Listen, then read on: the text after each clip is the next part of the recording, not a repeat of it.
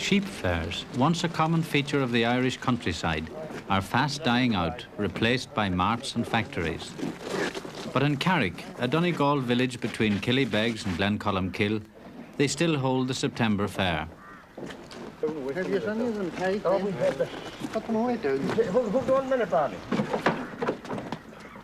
These sheep are being tied up using hand-woven Sugan straw ropes.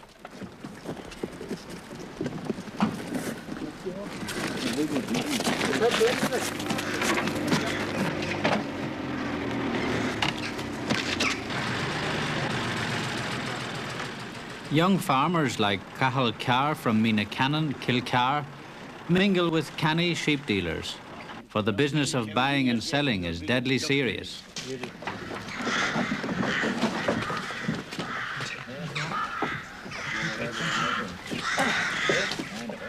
Teeth and bones are critically examined for signs of age or disease. Today we have 3.5 million sheep in Ireland, yielding some 20 million pounds of wool each year, of which approximately 3/4 is exported, though we import almost as much again. A far cry from the early days, when a man might keep a few sheep for his needs, mutton for the table and wool for his back.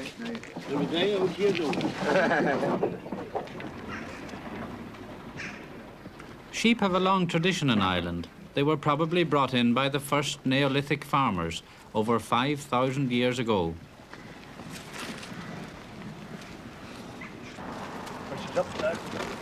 What did you give me for the sheep anyway? Well, according to Duncan Ely Mark yesterday, 15. Didn't even know all the goods. 15. Do what I'll do in right words. I'll tell you what, it's too much to give you, but I'll give you a tenner. No, no good, no good. Well, that's all. Give him for Oh, 9. Go on, good. give him for 9. No way, give him for 9. No, I couldn't do that. No, no. Come on. You give it to me at 9. No, not a hope, no, no. Well, I can't. Yeah, come here. There, I'll go through that £6, 13 apiece. If you want them, and if you don't, you can keep them. I Three, we split four. the difference. That's Right. okay. Split the difference. Right, That was that's 12 apiece. 12 apiece. Come on. That's it. Okay, Take them if you... okay. All right, mark There them you there. are. Thank you. When the final bargain is made, the last animal sold, there is time to spare and money to spend. Perhaps to buy a new suit of clothes from the travelling tailor. Once the tailor walked from village to village, carrying the tools of his trade, a pair of scissors, a burnt stick for measuring, a flat iron called the tailor's goose. Spending a week in a farmhouse, cutting and stitching, making fine new suits from the wool, spun, dyed and woven by hand, clothes to last a lifetime, durable, weatherproof, warm as the fleece from which they were fashioned.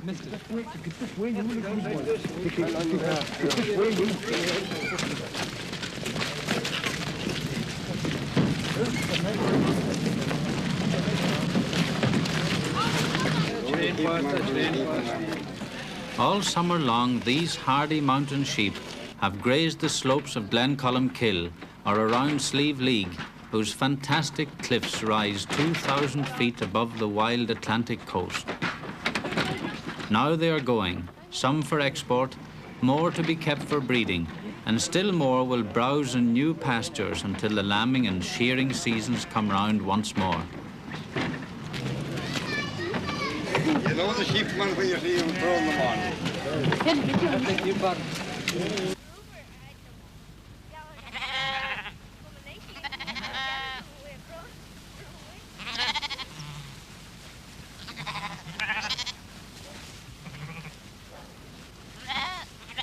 From mid-June onwards, the sheep are rounded up for shearing.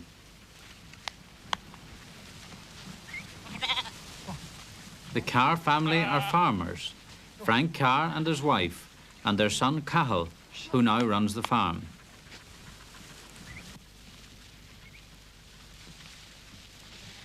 Mrs. Carr still cards and spins in the old traditional way. Cathal breeds the hardy black-faced Scotch ewes with the curly horns, which have long been a feature of the Donegal scene.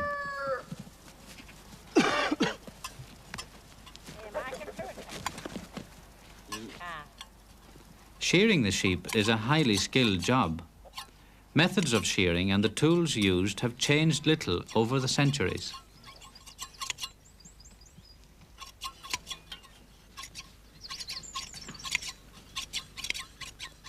The sheep shears, or givas as it is called in Irish, that Cahill is using is very similar to one which was excavated in High Street, Dublin, a relic of medieval times.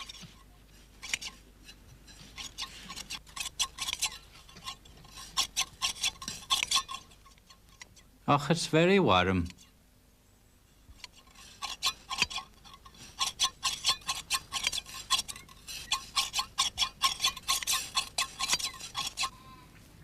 Frank Carr takes a dander up from the new homestead to see how things are going. Sheep and the wool they produce have made Donegal strong since the days when the princely O'Donnells, lords of the fish, held sway. For over 400 years, princes and people withstood Anglo-Norman pressure, remaining prosperous and ruggedly independent, trading wool and homespun clothes to the great medieval shipping centres of Europe.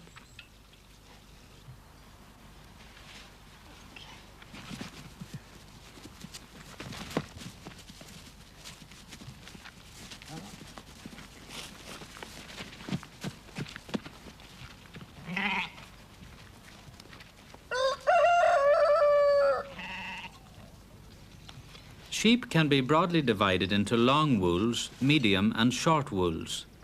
The Wicklow Cheviot is a medium-wooled sheep, thriving on moderately bleak terrain.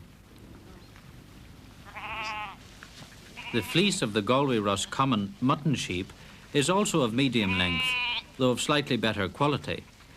The land where it thrives is of better quality too.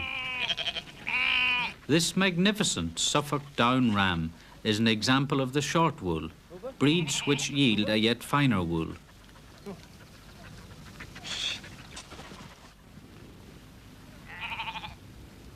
His fleece, though not yet fully grown, shows the crimping and elastic quality of the wool fibres. It shows clearly in this washed fleece. The mountain blackface fleece is long and coarse and is used mainly for carpet making and blending. Much of this wool is exported to Bradford in England. Mrs. Carr uses the wool to knit the socks and jerseys for her family.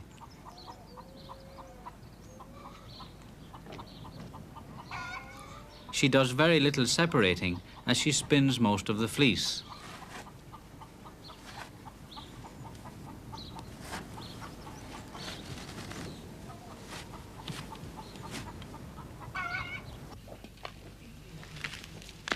In Lewisburg, County Mayo, Mrs. Bessie Morrison sorts the fleece into 3 grades of wool.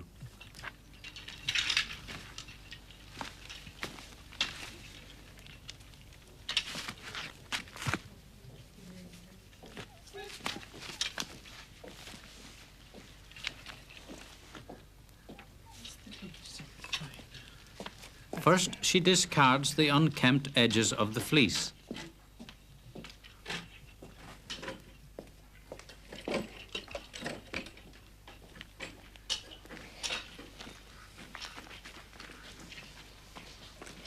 When the fleece is separated and graded, it gets a rough hand mixing.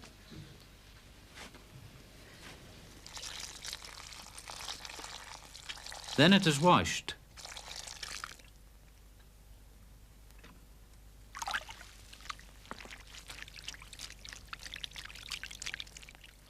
Mrs. Morrison washes carefully, pressing the wool gently so that it will not tangle or felt.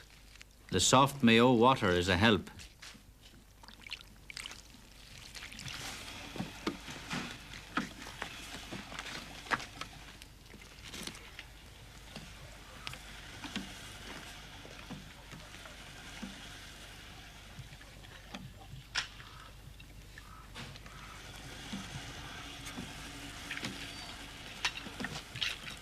When the wool is dry, it is teased or pricked clean of any briars or sticks.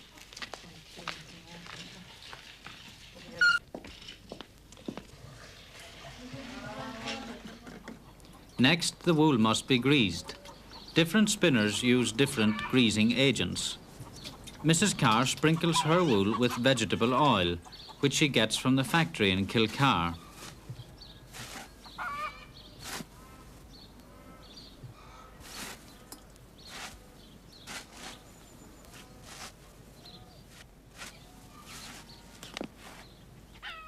Mrs. Morrison uses paraffin oil. The blending of oil and wool facilitates the carding.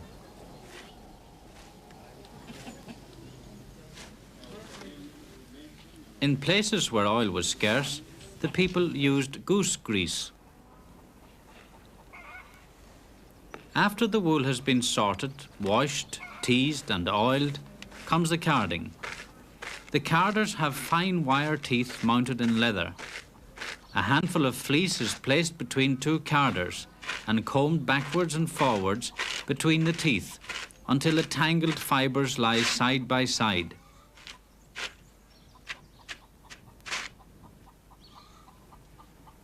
Lastly, the fibres are rolled on the back of the carder.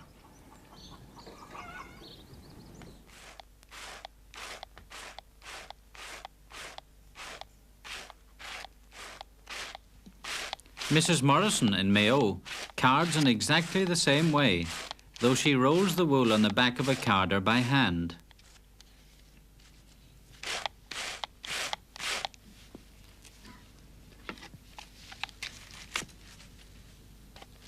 Now the wool is ready for spinning. Mrs. Morrison uses the big wheel, the Tourne More. The spindle is driven by a band of wool.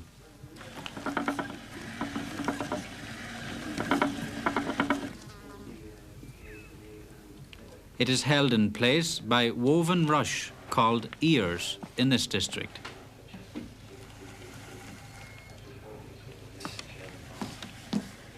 To start, the wool is wound round the spindle. The wheel is turned, carefully drawing the wool out as it gathers twist.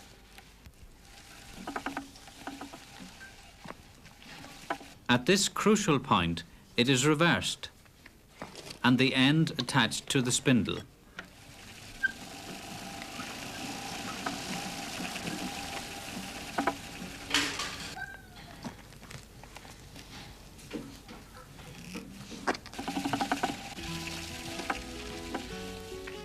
The spinner stands in order to work the big wheel, constantly moving backwards and forwards.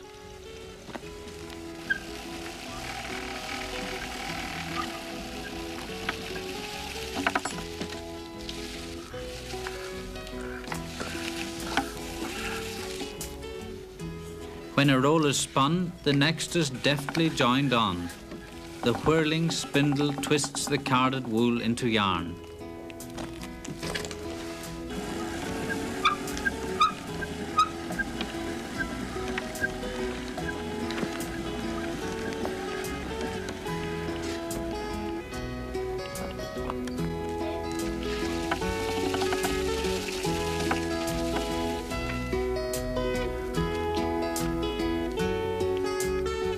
When spun, the section is wound straight onto the spindle. Maihuachri, Tor Caneladu.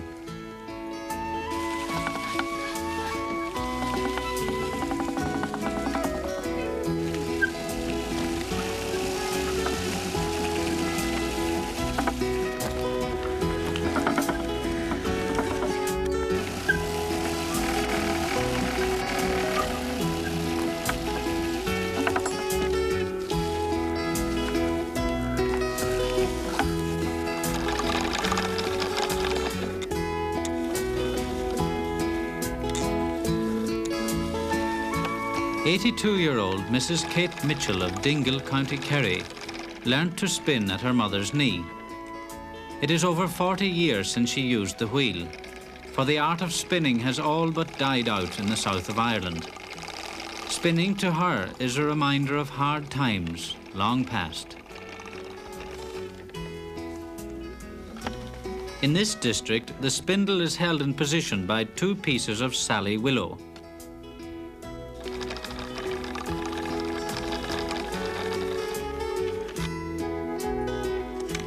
The big wheel in Kerry is similar to the big wheel in Mayo, except that the spinner sits. Mrs. Carr uses the small flax wheel driven by a foot pedal. It allows the spinner to use both hands and work faster. The big wheel was also extensively used in Donegal, and it was common to find both types in the same house. In 1796, the linen manufacturers in Ulster distributed 6,000 flax wheels and 60 looms in Donegal alone in a single year to encourage flax growing. Before long, almost every home in Donegal owned its own flax wheel, which of course was used for spinning wool, and this formed the basis of much of the 19th century homespun tweed industry.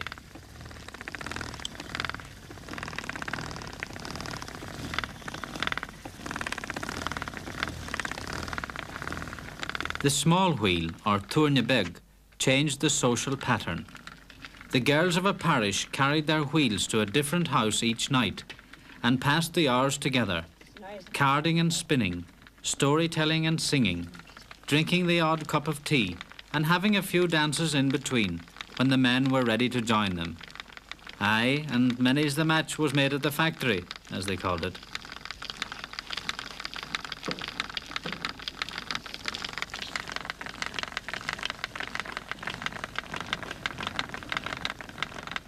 Old country spinners once had a saying, "It's best to spin when the sheep are asleep." But night spinning, and all the company and the crack and the core that went with it, are a thing of the past. Only the occasional solitary spinner like Mrs. Carr, working quietly at home, remains.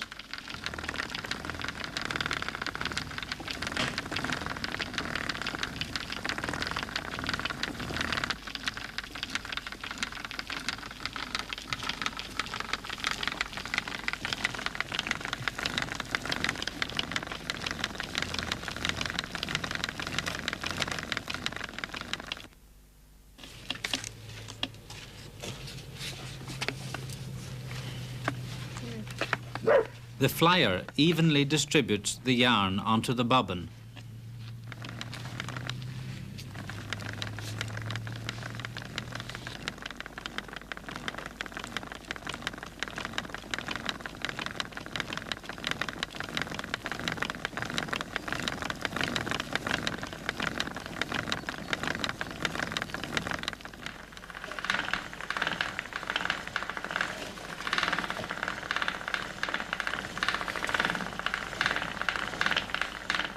Mrs. Carr now respins the yarn to make two-ply wool.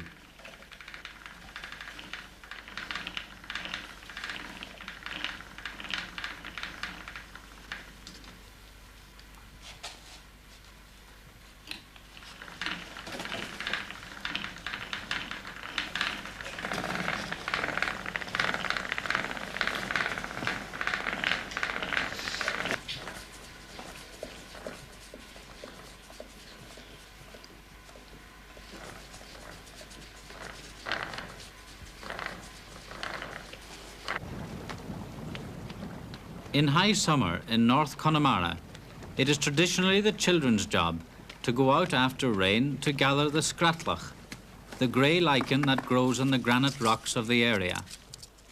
In Donegal, Mrs. Carr still gathers the cruttle, as it is called locally, for dyeing.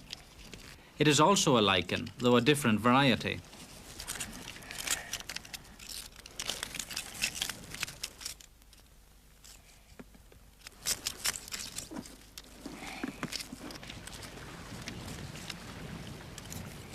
The Latin name of this lichen is Parmelia saxatilis.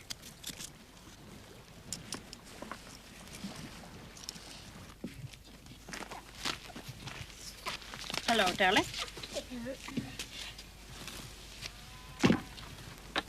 Yeah.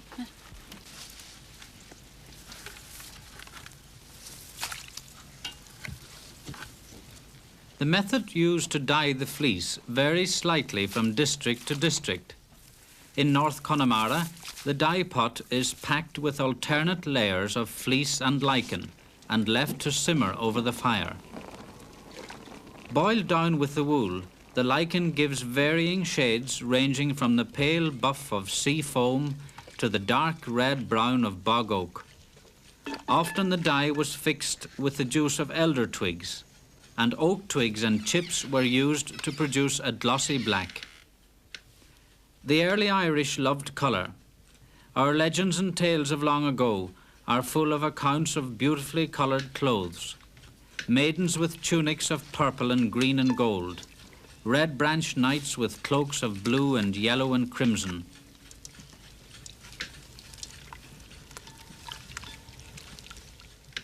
Mrs. Mary Coyne waits patiently.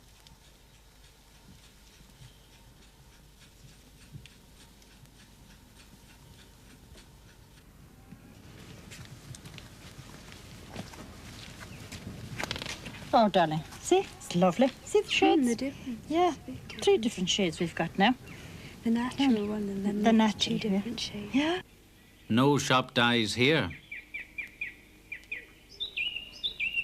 All these plants yield natural dye stuffs which give vibrant, splendid colours to homespun wools, and the old traditional names linger on. Woad, called glasheen in Irish, used for a blue dye. Crimson, obtained from a plant called rud or ruim.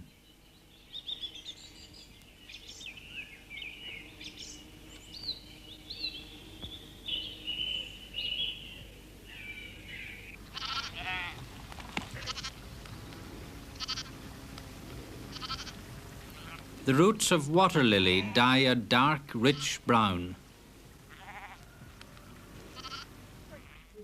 These skeins of homespun wool are all naturally dyed. The Aran Islands on the western seaboard have long been renowned for their hand knits, fishermen's gansies in banyan wool, still retaining the natural oils which keep them waterproof.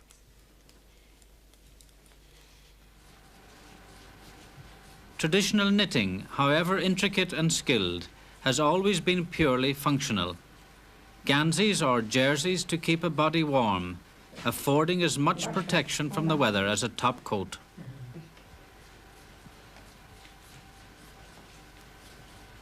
Socks sturdy, long-lasting, knitted from natural wools by patient hands, like Mrs. Carr's. The Carrs reared 13 children in frugal comfort because they were largely self-supporting. Shoes and boots made and mended by Mr. Carr, who in his young days was apprenticed to the local shoemaker.